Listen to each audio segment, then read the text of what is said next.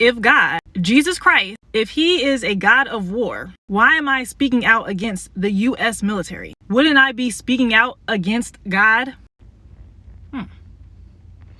Great question.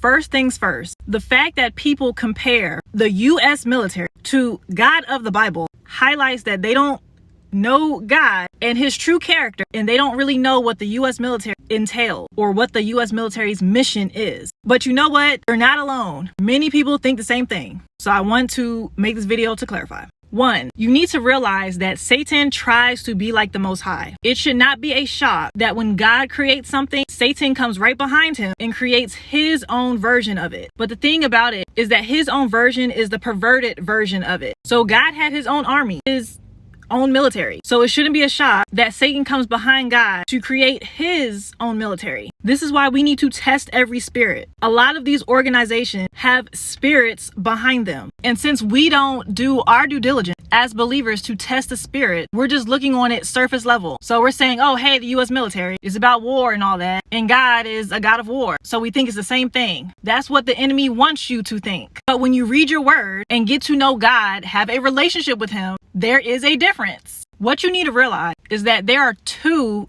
different armies or militaries. One of God and one of Satan. Why is this? Because just like God said in his word, he has a new world he's creating for us. Satan has a new world order that he's creating for us. And y'all, when y'all think about it, if we don't battle against flesh and blood, against, principalities, spiritual things, why do we need to join a physical army?